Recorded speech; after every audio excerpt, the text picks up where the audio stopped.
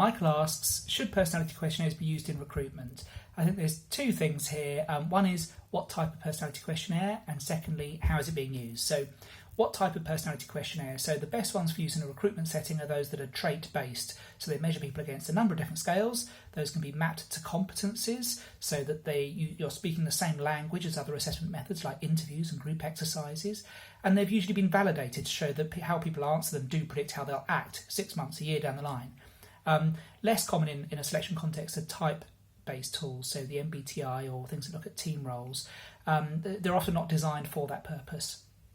The second question is, how is it being used? So best practice would say that you do a validation interview. So you'd have the trait-based profile, you'd ask them for examples of when they've shown that behaviour or when they haven't, and you'd have a chance for feedback and a bit of mutual exploration.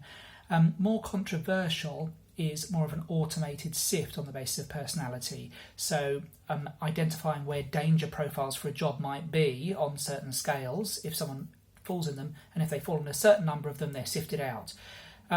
This is, I guess, what do we think about this? So I guess on the one hand, you could argue that, well, if you ask someone 4 or 5 times, do you like selling and persuading and influencing people, and they say, no, I don't, I hate it, I try to avoid it wherever possible, then rejecting them for a job as a salesperson might be seen as reasonable. I think the other thing to bear in mind is, well, how much validation and research goes into application form questions or interview questions before they're used to sift people out? Usually very little, if any.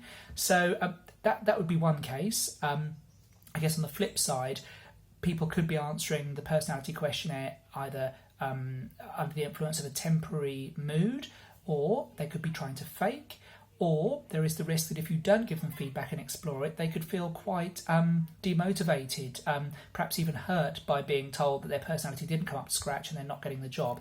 So having a feedback helps to minimise the likelihood of any potential mental distress on the part of the person that's applying for the job. So I would tend to advocate always having an interview there and not having it as a automated sift.